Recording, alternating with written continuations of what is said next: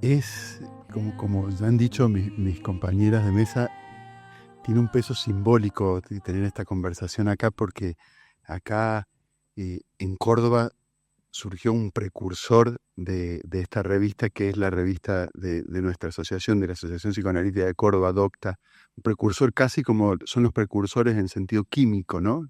Algo que posibilita que después exista otra cosa, como Calibán.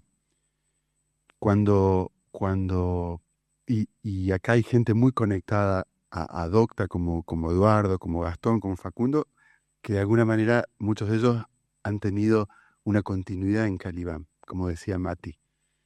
Ahí, a mí me gustaría puntuar un par de cosas para darle la palabra a Roberto, que es a quien verdaderamente todos queremos escuchar.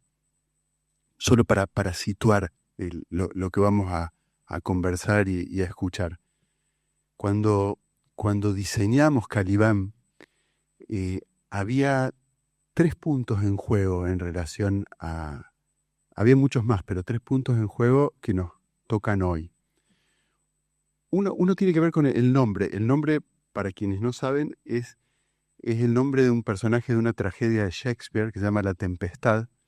Calibán era uno de los personajes de la tragedia, que era una persona, un ser, mejor dicho, horrendo. Encarnaba la fealdad, la monstruosidad en todos sus sentidos. Y Calibán era un anagrama de la palabra caníbal. Y cuando Shakespeare compone esa obra, compone ese personaje, lo hace teniendo en cuenta la representación que había de los aborígenes latinoamericanos en su época. Eran los caníbales. Entonces él compone esa figura que contrasta con todos los otros personajes de la tragedia, que son todos hermosos, hablan bien el inglés, son un dechado de virtudes, y frente a todo eso, Calibán nunca aprende la lengua y es un violador y es un ser monstruoso. Entonces hay una serie de teóricos latinoamericanos que se preguntaban si se podía producir conocimiento desde Latinoamérica y se apropian de ese nombre, Calibán, eh, en un sentido positivo. A ver si Calibán puede producir conocimiento valioso y no solamente repetir lo que se producía en Europa, que es donde se escribe La Tempestad. De ahí viene el nombre. Y nos propusimos, para contrarrestar esa monstruosidad y fealdad del personaje, hacer un objeto bello. Y ese objeto, a lo largo de las distintas ediciones, no ha parado de crecer y hacerse cada vez más hermoso. Por eso es como un objeto que además siempre se ha defendido que sea en papel, por eso tiene 2 versiones en papel, además de las versiones de 3 versiones digitales, y que un objeto coleccionable y que tenía que ser un objeto hermoso, que dé ganas de tocar y de tener. El segundo punto que tiene que ver con esto es que tenía que tener arte. Y el arte que tenía que tener no tenía que ser como pasa muchas veces cuando los psicoanalistas hacemos publicaciones que, yo tengo un primo que pinta, o mi tía tiene un taller de serigrafía, y empezar a acercar personas conocidas para que haya algo en la tapa de la publicación, sino que fuimos ambiciosos y dijimos, vamos a buscar a los mejores artistas latinoamericanos. Y, y eso ha sucedido. Si ustedes se ponen a ver, no tienen por qué saberlo que no están en el mundo del arte, pero créanme que en las tapas de los 20 y pico números de Calibán hasta ahora, hay una especie de Dream Team del arte contemporáneo latinoamericano y del mundo. Del mundo porque fue como creciendo y que Anish Kapoor está en una de las tapas, William Kentridge está en una de las tapas, Christian Boltanski está en una de las tapas. Estamos hablando de figuras mayores del arte contemporáneo. Y en Latinoamérica, Luis González Palma, Eugenio Ditbor, Marcos López, Hugo Abeta, Francis Ali, Julieta Escardó, Adriana Varellao, Adrián Villarroja, Alfredo Cac. Yo voy viendo los dibujos y me voy acordando. Chema Amadós de España, Óscar Muñoz, eh, Alfredo Yahar.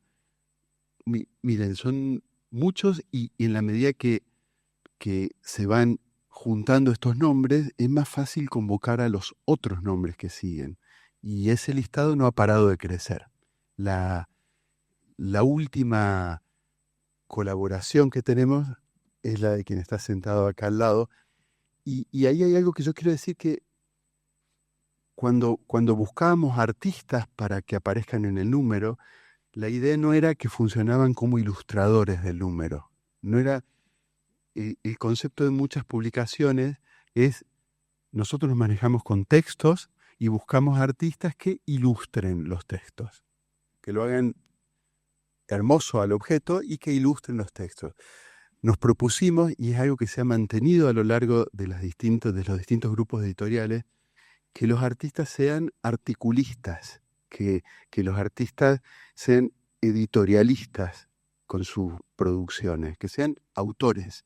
Si ustedes se ponen a ver la tapa del último número, que trata de seducción, como decía Mati, condensa, nosotros sabemos la seducción, la historia de la teoría de la seducción en Freud, la sexualidad infantil, el trauma real o fantasmático, todo eso está condensado con una simpleza maravillosa en una imagen de un par de zapatitos usados, con una carga erótica sutil y al mismo tiempo brutal.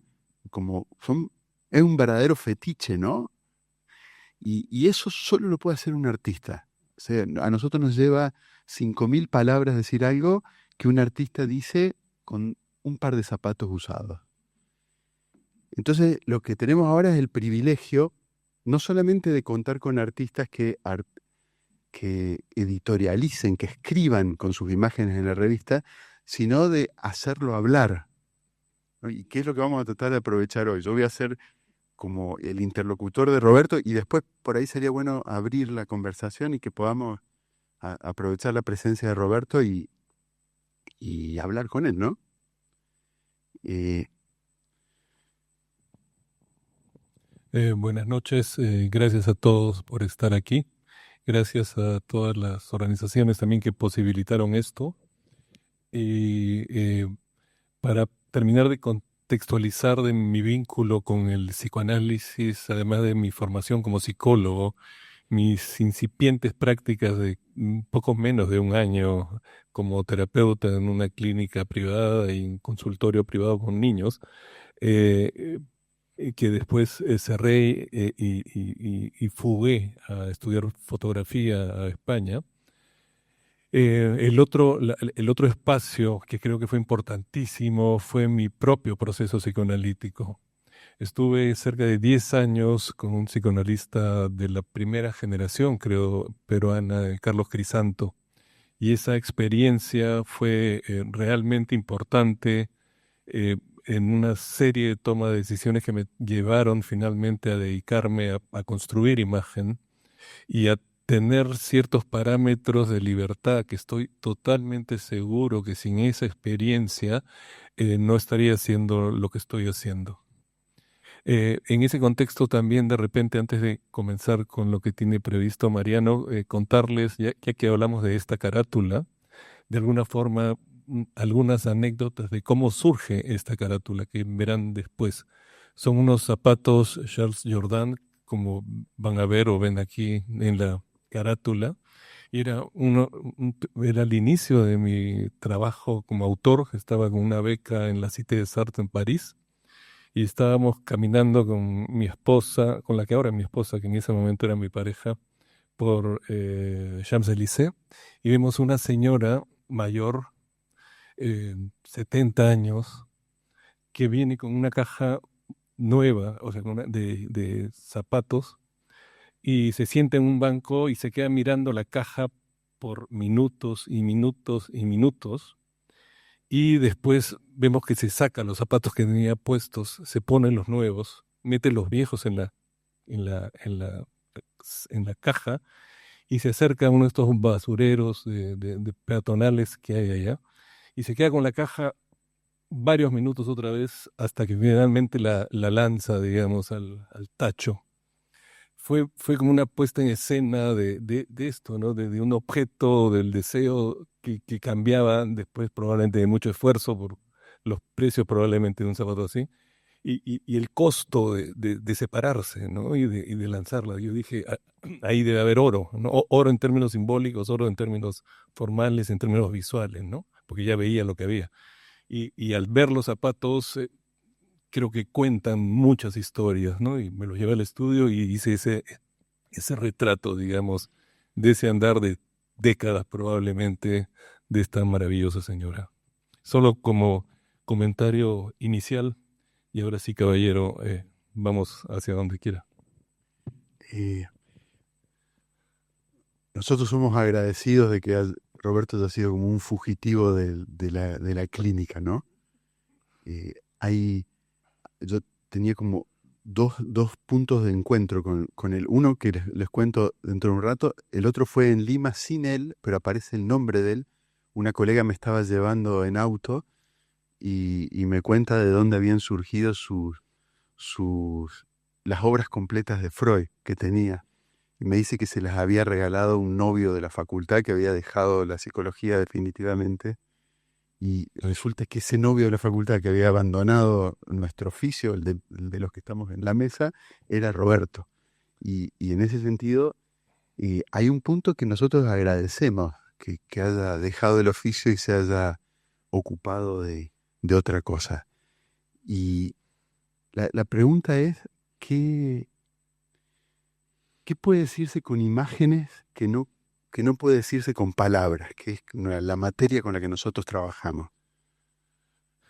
Claro, la palabra está anclada a un discurso, está anclada a un idioma. Hay muchos idiomas que tienen lenguajes o palabras distintas para referirse a cosas distintas. ¿No es cierto? Un esquimal tiene para hablar de 40 tipos de blancos y diferenciar entre ellos. No, hay una forma de hacerse de lo real y del discurso en la sucesión de palabras, digamos, de una forma radicalmente distinta a la capacidad de la imagen que tiene de condensar una serie de contenidos, ¿no? Y trascender, digamos, el idioma. Eh, la imagen tradicional funciona de alguna forma como espejo, ¿no? Como espejo con memoria. Es capturar un fragmento de lo cotidiano o no de lo cotidiano, de cualquier situación, hacerla nuestra, sea análoga o digitalmente, ¿no? Ahora se producen millones de fotos diarias, ¿no? Pero millones de fotos que no se vuelven a ver actualmente casi, ¿no?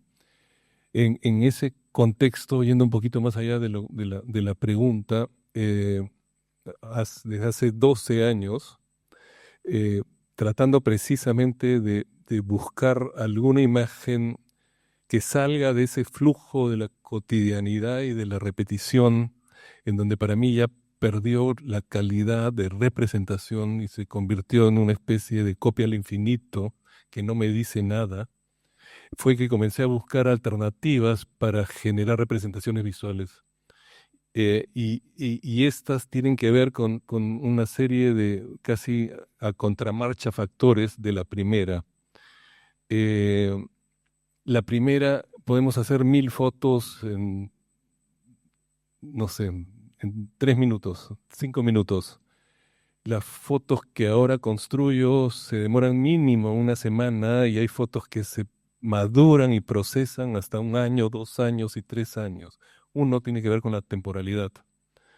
Dos, eh, curiosamente, para construir imagen y para entregar representaciones visuales para que el otro vea esas imágenes, he dejado de construir imágenes mirando, ¿no? Ya no miro para hacer fotos, sino desplazo la capacidad de construir imagen al tacto, al contacto en términos de tocar, como decía María Luisa hace un rato, en algunos de los retratos que van a poder ver en Dionisi, la gente echada sobre el mismo papel que deja parte de su corporeidad físicamente sobre el papel, eh, hojas y árboles en el Amazonas que rompen el papel o lo arañan, olas en el Pacífico que destrozan el papel que hay que recuperar para después retomar, eh, ¿no? Y en ese sentido es el tacto, pero también el tacto de delicadeza, no solo de tocar. Y es esta búsqueda de una imagen que nos interpele más allá de la razón, que nos interpele desde la intuición, no sé si desde el inconsciente, eh, una búsqueda de centrarse de la producción masiva e infinita de imágenes cotidianas y tratar de encontrar otras formas de representación. Y eso es en lo que estoy más o menos intentando hace 12 años, y parte de eso es lo que tienen colgado en el Dionisi.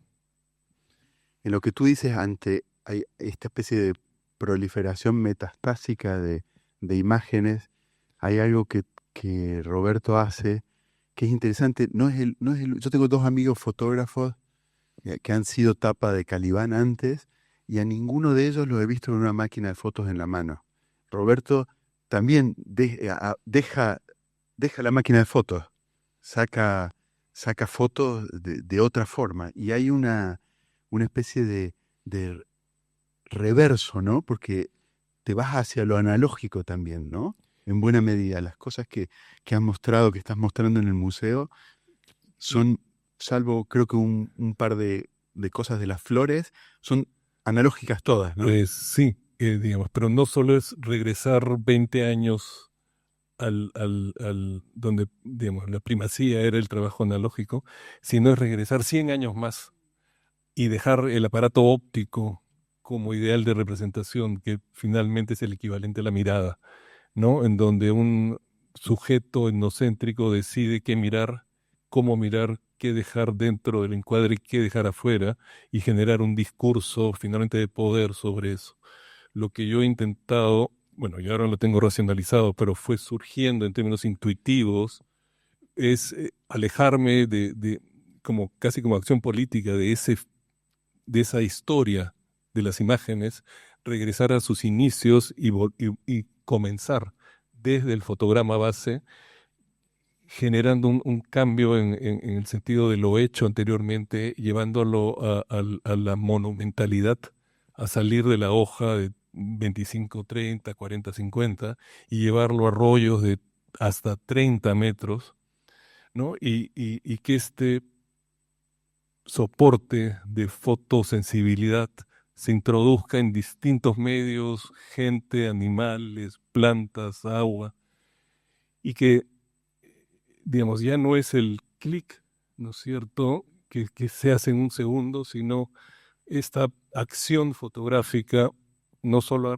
regresionado en el tiempo y ha salido como caminando por otra ruta, por otro trecho, eh, cambiando la acción de lo fotográfico de una sesión tradicional a una especie de punto de intersección entre un acto performático y land art. Es una intersección curiosa de varias formas de construir arte que se están dando en este caso, ¿no?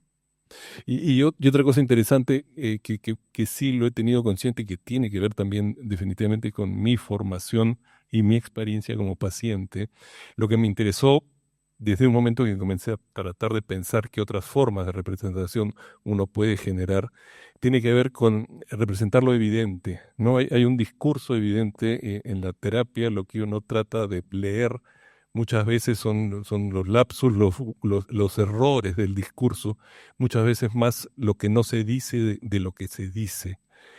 La foto que intento hacer tiene que ver exactamente con ese planteamiento, que se vea lo que no se ve, ¿no es cierto? Y no funcionar como espejo, sino tratar de gestar herramientas que nos permitan entrar en esos interdicios de lo real. Hay algo que veníamos conversando con Roberto antes que me parece que es interesante para incluirlo acá, que es que la posición tuya para que aparezca ese entre líneas, las notas que no se tocan o lo que no se ve, es bastante parecida, isomórfica a la asociación, perdón, a la atención flotante de un analista.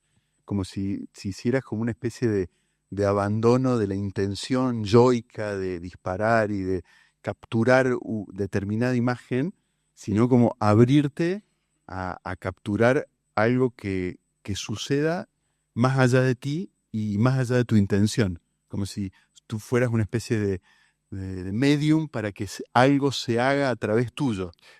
Creo que totalmente, o sea, y creo que en ese sentido mi formación es parte esencial en las metodologías de trabajo y cómo estoy construyendo imagen.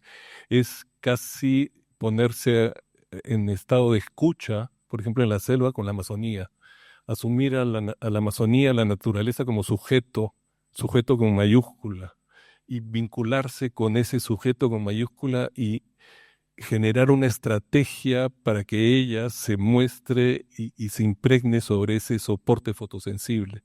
Cambia el tipo de escucha, ¿no es cierto? No se escucha en lo verbal, como suele ser en terapia, sino se marca, se dibuja sobre un soporte fotosensible. Y cuando hablamos de esto, quiero decir que, por ejemplo, en algunas de las imágenes de la Amazonía, eh, pongo el papel, como veníamos diciendo, y espero que, digamos, una tormenta arranque y exponga la pieza. Esas son las menos, pero existen. Las más son trabajar con la luna. Sencillamente dejo la foto metida entre los árboles y la vegetación y espero 1, 2 horas, 3 horas que sucedan cosas y la luna va pintando, ¿no es cierto? La imagen va dejando su sombra, va moviendo su sombra y es como respetar a ese otro, que en este caso es la naturaleza, y dejarla que hable. Tiene una potencia poética fuerte, ¿no? Como hacer fotogramas en colaboración con la luz de la luna. Y Roberto nos está diciendo algo que es interesante para pensarlo desde nuestro lado también, porque él habla de escuchar lo que se mira. Nosotros estamos más acostumbrados a pensar que el registro de la escucha viene después del de la mirada, casi como una respuesta frente a los límites de la mirada. Me parece que tú le das como una vuelta distinta a la cosa, ¿no? Sí, sí, sí, es abrirse a que finalmente en un periodo de tiempo, en un lugar determinado, esta capacidad de fotosensibilidad haga suyo a través de esa capacidad lo que tiene allí, que es, digamos, hasta lo auditivo genera movimiento en el papel, el viento genera movimiento en el papel, y es hacer suyo un periodo de tiempo histórico en un determinado momento, en un lugar específico, y que se sume, y sí, y es mirar lo que suena, pero a veces ni siquiera lo que suena, lo que tiene una presencia de vida y física, y algo emana y algo queda. Y hay algo también que es como nosotros estamos como quizás un poco contaminados pensando el registro de lo imaginario, el que corresponde a las imágenes, por ahí tiene un poco de mala prensa en psicoanálisis, ¿no? Como se considera como un registro que vela más que lo que muestra, opuesto a lo simbólico o a lo real. Pero el modo en que aparece el tratamiento de las imágenes de Roberto es mostrando las heridas, mostrándolo fuera de toda idea de acabamiento, de encuadre perfecto. Se puede ver en las obras que están expuestas en el Dionisi. Son todas desparejas, están rotas, expuestas a los elementos, fisuradas. Hay una idea de imagen que me parece que es muy distinta a la idea tradicional de lo imaginario en psicoanálisis, ¿no? Sí, para mí estas fotos están vivas de alguna forma, ¿no es cierto? Han pasado por un proceso de experiencia determinado en distintos ambientes, hacen suya a través de la fotosensibilidad algún tipo de registro. Este registro además después obviamente hay que procesarlo químicamente, pero en este procesado químico se vuelve a abrir otra ventana de oportunidades, como por ejemplo subfijar la foto y que los procesos químicos vayan construyendo un paisaje químico que termina dialogando con el paisaje físico y comienzan a generarse también hay cruces, fotos que como decía, hay un último grupo de fotos que he dejado, digamos, tradicionalmente podría ser malograr, pero yo no quiero nombrarlas malograr, sino que han seguido un proceso químico y que no ha sido interrumpido, ¿no es cierto?, por el fijador o el último elemento del proceso químico tradicional. Y siguen vivas químicamente y siguen apareciendo cosas y saliendo cosas. Sí, la luz sigue interviniendo sobre ellas y tienen estos periodos larguísimos, larguísimos de existencia y después intento detener estos procesos y ahí está viendo algo interesante con respecto, por ejemplo, a los parámetros de conservación de lo fotográfico en los grandes museos. O sea, está entrando en cuestión si mi trabajo se va a sostener en el tiempo o no, precisamente como piezas vivas. Y en muchos de los grandes museos hay una especie de, de- de ley así salomónica digamos, del cuidado que hay que tener con la imagen tradicional, con lo que se llama vintage print. Y en este caso mi trabajo va a contracorriente casi de esto, ¿no? Entonces tienen todas estas cargas, ¿no? Y los cortes, digamos, hasta las huellas de montaje de la muestra anterior terminan siendo para mí parte de su historia, como cualquier chico que se cae y se hace una herida en la rodilla y le quedó la cicatriz exactamente igual.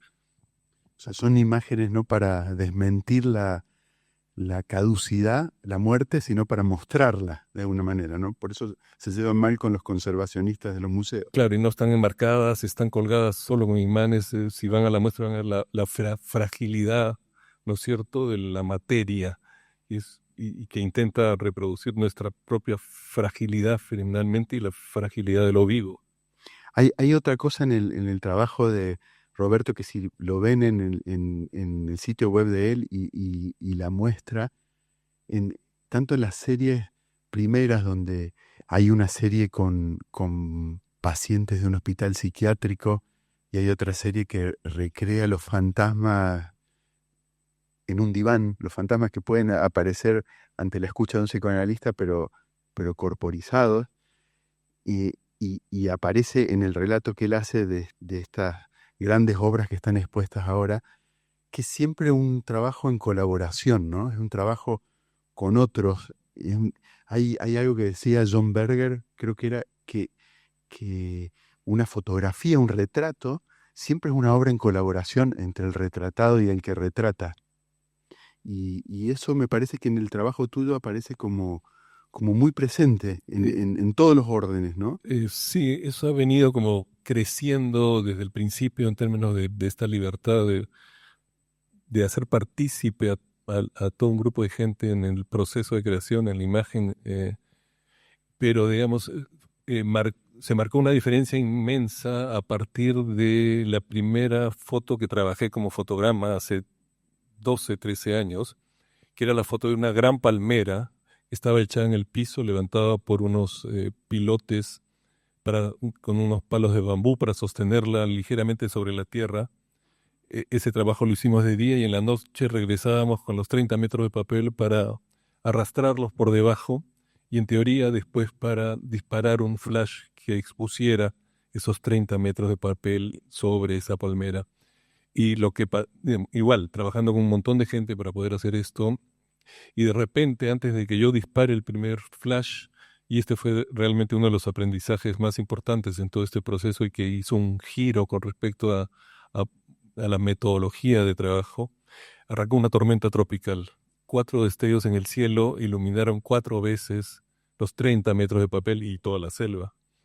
Y nos pusieron a nuestra dimensión real, ¿no es cierto? Yo estaba con una lucecita de este tamañito que iba a iluminar 1 metro y en eso la naturaleza nos dijo, querido Roberto, ubícate, ¿no? O sea, regresa a tu dimensión digamos, esta causalidad, casualidad, accidente, fue esencial para a partir de ese momento introducir estas variables ya no en términos de accidente, sino abrirnos a que una sucesión de accidentes puedan construir imagen, digamos, y salirnos nosotros de esta posición de autor monolítico que contiene la verdad y dispara desde un solo punto de vista, sino abrirse a lo que justo comentabas hace un rato, a convertirse más en una especie de gestor o facilitador, y dando las condiciones para que cosas sucedan y desde ahí se construye imagen.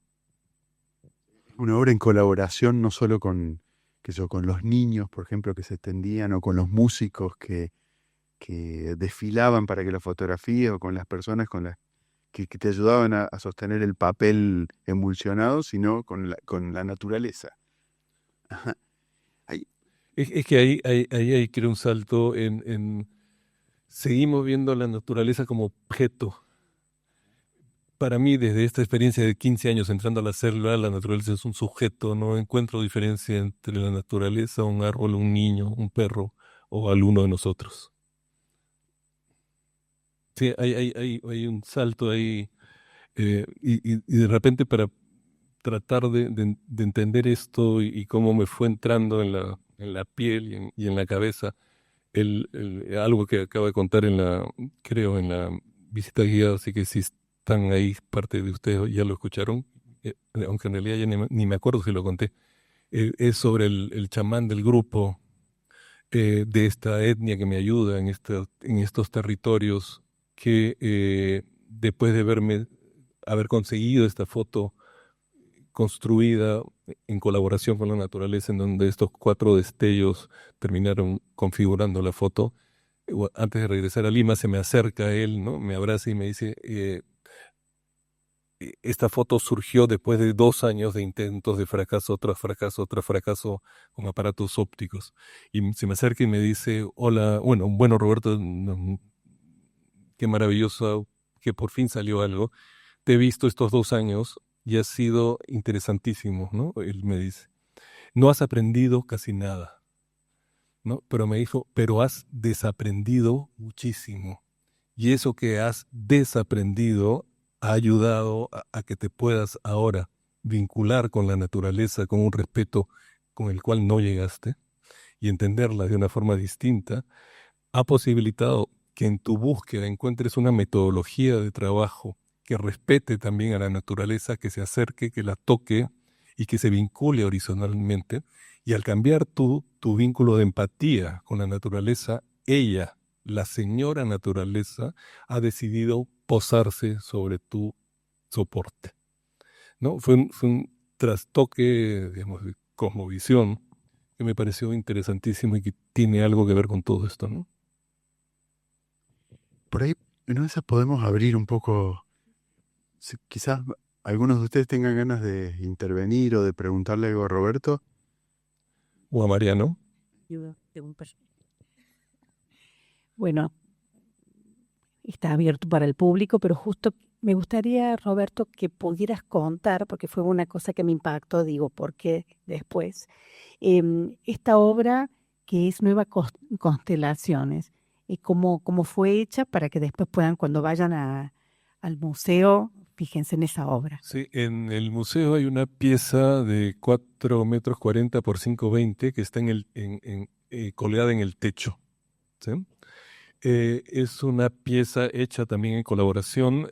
Lo que suelo o cómo suelo yo trabajar en términos metodológicos es que cuando voy a comunidades o grupos humanos o asociaciones, lo que hago antes de trabajar yo o pedir, digamos, permisos, desarrollo talleres, ofrezco talleres de fotografía. Usualmente estas comunidades me piden que se los dé a niños. Entonces, en este caso fue una serie de talleres dictados en Colombia, en Cartagena, en una zona que se llama Pozón, que es una zona muy, muy pobre. Y si el vínculo que establezco ahí no lo siento suficientemente sólido, me retiro y sigo buscando otros espacios para trabajar. En este caso, en Pozón, el vínculo fue espectacular, fue tan espectacular que fui 6 veces en lo largo de un año a seguir trabajando con estos chicos. Y al final del periodo, digamos, de experiencias con ellos, porque la idea tampoco era, ni es en general en estos talleres, enseñarles a hacer fotos a los chicos. Sí, que hagan algo de foto, pero en realidad lo esencial para mí es enseñarles otras formas de pensar y otras formas de resolver problemas y cómo las metodologías artísticas pueden servir para entender las cosas de una forma distinta y establecer soluciones también distintas. Y en este caso, en la última sesión con los chicos les planteé que vinieran pensando en qué foto podíamos hacer todos juntos. Y comenzando a conversar en esa sesión, estábamos en un salón inmenso que estaba, digamos, negro, oscurecido. eh, Comienzan ellos a hablar, al yo preguntarles qué es lo que han sentido, digamos, importante en este año de actividades, y muchos de ellos comienzan a decir que para ellos lo interesante e importante es que sienten que ahora tenían una libertad de pensarse distinto a las historias familiares, de que ya no tenían que ser empleadas del hogar o trabajar en talleres, o que había un universo de opciones y que, digamos, sus deseos comenzaban a, a conectarse con esas posibilidades distintas de ser ellos de alguna forma y no ser una repetición de sus propias familias. Son niños de un nivel de precariedad social y económica muy, muy grande, ¿no? Y se abrió ese espacio. Entonces, comenzaron a decir cada uno, alguno de los chicos dijo, me siento que puedo volar hacia mi propio destino, hacia mi propio futuro. Y otro repitió lo mismo. Entonces, establecimos por qué no se echaban, se tiraban sobre ese papel, cada uno volando hacia su propio destino. Lo que van a ver allá es una suma de 12, 14 chicos, cada uno eh, dirigido a ese imaginario de su futuro, ¿no? Eh, en este caso, además, por ejemplo, como práctica, cuando hay una intervención así de marcada e importante en el ejercicio del desarrollo de una imagen, al vender esta imagen, un porcentaje de esta foto, de los montos que se recauden, digamos, van para el colegio y para los chicos también, ¿no? Porque fueron parte, digamos, de este proceso. Y me parece una postura, como tú dices, una postura política, me parece importante este gesto de humildad, ¿no? De no planearlo todo, de la foto ideal, perfecta o qué sé yo, sino de asumir que la foto también tiene vida propia, tiene un proceso, es, ¿no? Ese camino que te ha llevado hacia la relación con la naturaleza diferente.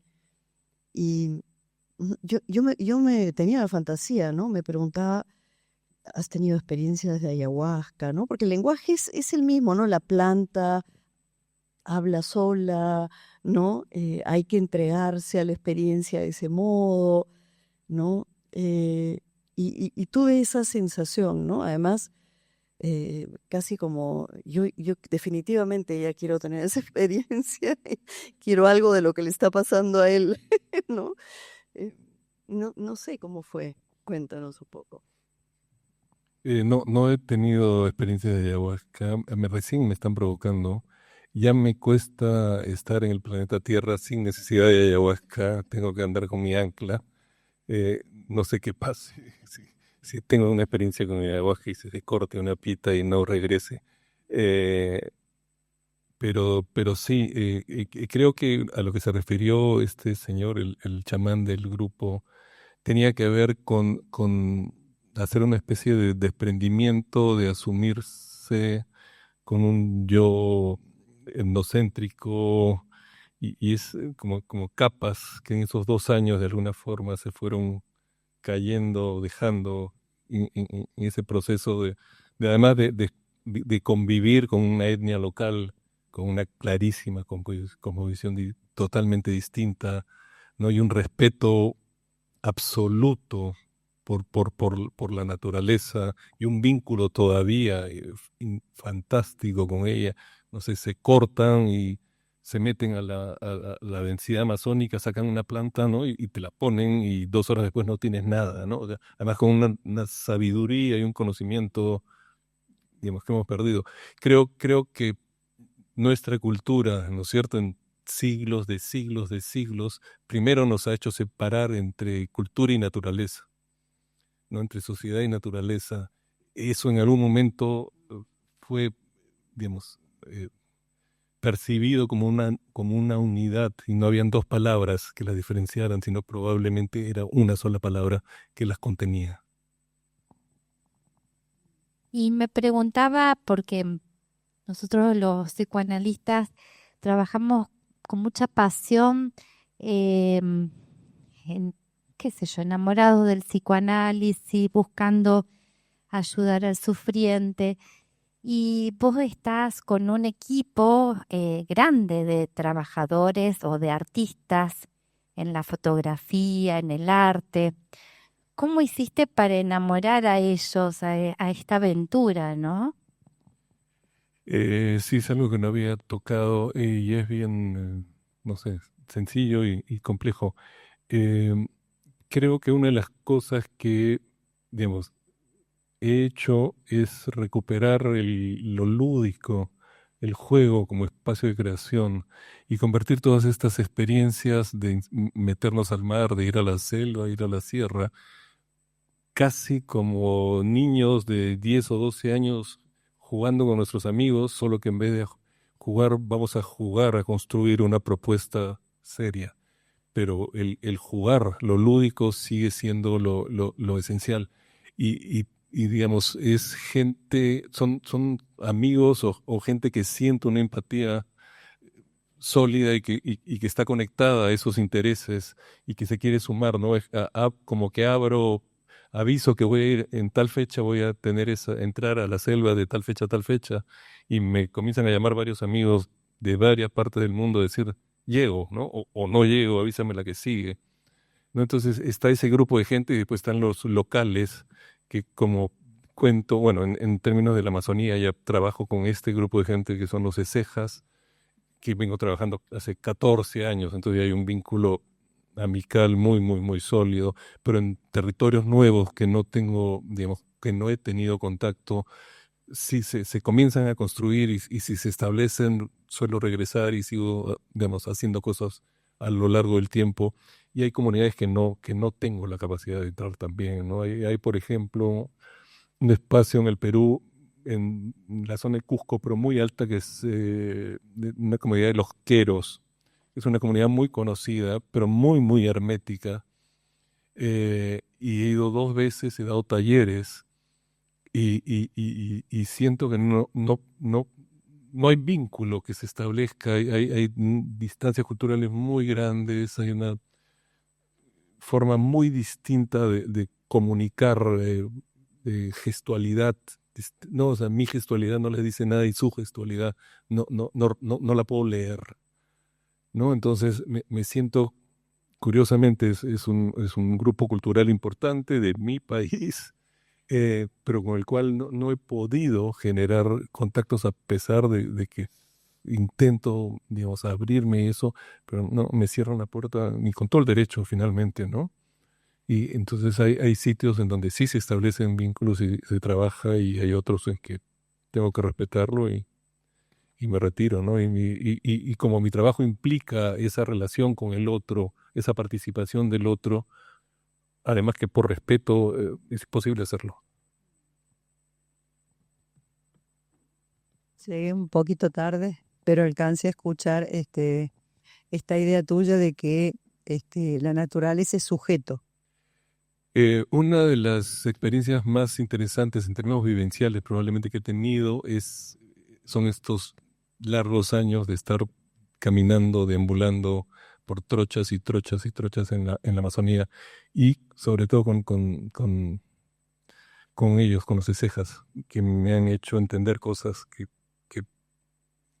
que no hubiera entendido, y todavía creo que tengo la capacidad de un registro de un 10% de lo que ellos o como ellos conciben, ¿no?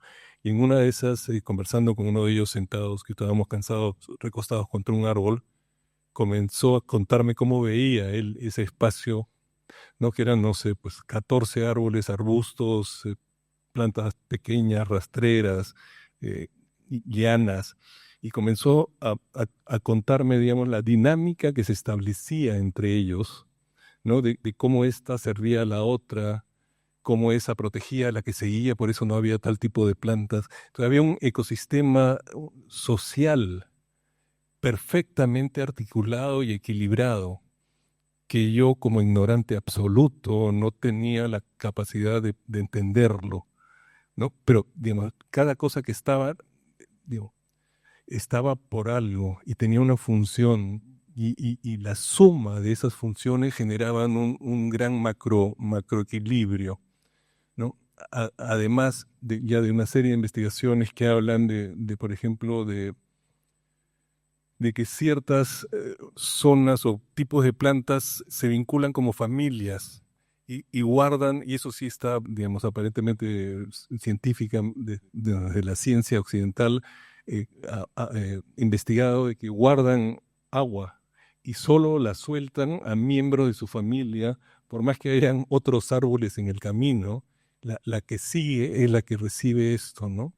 Más una serie de investigaciones también de cierto tipo de polen que sirve como comunicación entre plantas, ¿no? Entonces, creo que nos hemos alejado tanto de la naturaleza que hemos perdido la capacidad siquiera de pensar esa posibilidad, ¿no? No de entender, ni siquiera de pensarla. Y creo que en ese sistema, pues, obviamente, todo lo que tiene que ver con calentamiento global y todo esto tiene que ver con nuestra absoluta irresponsabilidad de estar destruyendo todos estos ecosistemas, ¿no? Pero sí, insisto, sujetos, hay árboles que tienen más de 1000 años, mientras en Europa se construía Notre Dame, este arbolito ya tenía 1 metro. Ha vivido la historia, no es la historia de Occidente y Asia y África y todo, ha hecho suya esa historia, ha estado vivo durante periodos históricos inmensos. O sea, ¿qué formas de comunicación tendrá que tienen que ver con otros manejos temporales radicalmente distintos a los nuestros? Entonces, creo que hay algo por descubrir que para mí es muchísimo más importante que llegar a la luna, ¿no es cierto?, que está aquí y que hay que recuperar, y para eso los pueblos originarios tienen todavía una cultura y un saber que es importantísimo, ¿no? No, estoy conmovida. Además de lo del sujeto que decía Eugenia recién, a mí me impactó lo de desaprender, ¿no?